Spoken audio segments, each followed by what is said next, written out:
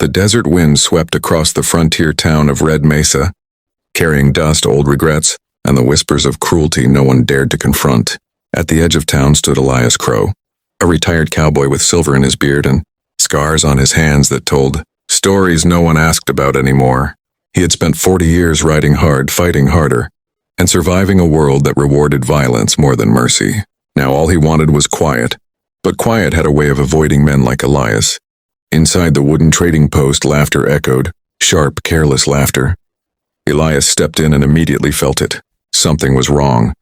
Behind the counter stood a trader known for dealing in anything that could turn a profit, and behind him, standing silently, were 3 Apache girls, young women, frightened, dirt-streaked, their eyes hollow with exhaustion. They weren't merchandise, but they were being treated like it. Elias felt his jaw tighten. He listened as the trader bragged about how much they'd fetch, how no one would miss them, how this was just how the frontier worked. The words hit Elias harder than any fist ever had. He remembered his mother. He remembered his wife, buried 20 years ago. He remembered the promises he'd broken, to protect, to stand up, to do better. "Name your price," Elias said quietly. The trader grinned, misunderstanding him. "That's the spirit, old man." Gold coins hit the counter, every last one Elias had saved for his final years. The trader scooped them up greedily, laughing as Elias untied the ropes binding the girl's wrists. "You're free," Elias said, his voice steady. "No one owns you." The girls didn't respond. Freedom sounded like a lie in a world that had never shown them kindness. Elias led them out of town under the burning sun, fully aware of the stares, the whispers, and the danger he had just invited into his life. He didn't know where they would go. He didn't have a plan, only a choice. And as they walked into the open desert together, Elias didn't yet realize that this act of defiance, meant only to right one wrong, was about to change all of their lives in ways none of them could imagine. They didn't get far before trouble followed. The sun was sinking when Elias led the 3 Apache women away from Red Mesa, their silhouettes stretching long across the desert floor. None of them spoke.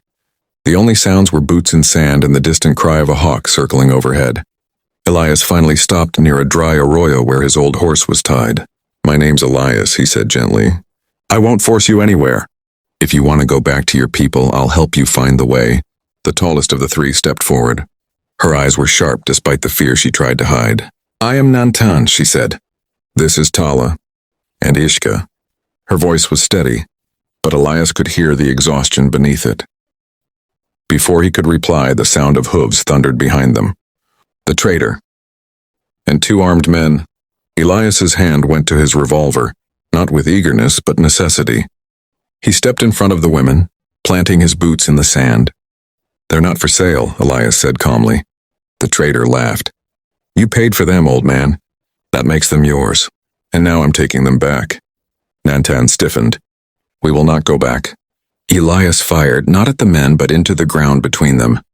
The crack of the gun echoed off the rocks. "That was your warning," he said. "Next one won't be." The men hesitated. They knew his reputation. Everyone did. After a long moment, the trader spat into the dirt and turned his horse away. "This isn't over," he growled. When the dust settled, Elias lowered his gun. His hands were shaking now, not from fear, but from what could have happened. That night they made camp under the stars. Elias cooked what little food he had and handed it to the women first. Tala hesitated before taking it, her eyes wide with disbelief. "You eat last?" she asked. "That's how it should be," Elias replied. Slowly, walls began to crack. Nantan watched him closely. "You gave up everything you had today. Why?" Elias stared into the fire. "Because I spent too many years doing nothing when I should have stood up." Silence followed, not uncomfortable but thoughtful. As the flames flickered, the women spoke of their home, their stolen freedom, and their fear that no path forward remained. Elias listened, not to save them, but to understand them. And beneath the endless desert sky, something fragile began to form. Not ownership, not obligation, but trust. By the 3rd day, the desert no longer felt like an enemy. It felt like a test. They traveled at dawn and dusk, resting when the sun grew cruel.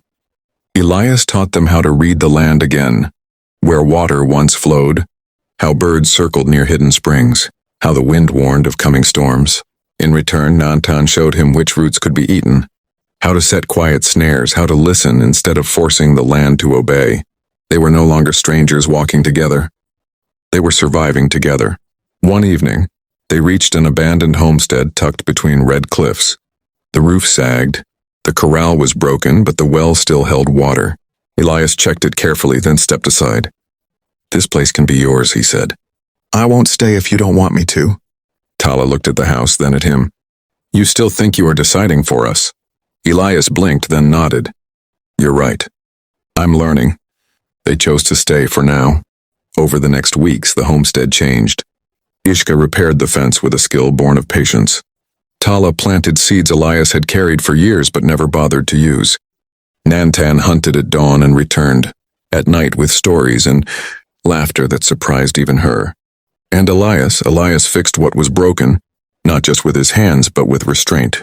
He never entered their space without permission. He never raised his voice. When danger passed nearby, he stood watch without being asked. The past tried to catch up to them. One afternoon, riders appeared on the ridge, men from Red Mesa, looking for trouble or reward. Elias reached for his rifle, but Nantan placed a hand on his arm. "No," she said. "We faced them together." They did. The riders saw something they didn't expect. Not a captive situation. Not a helpless group, but equals standing shoulder to shoulder. After a long, tense moment, the riders turned back. That night, around the fire, Tala spoke softly. "We were taught that kindness always hides a price." Elias stared into the flames. "Then let the price be time. Take all you need." Weeks turned into months. Laughter replaced fear. Stories replaced silence. And something unspoken grew, not rushed, not demanded, but earned. Elias didn't save them. They saved each other. And what lay ahead would not be decided by gold guns or the past, but by choice.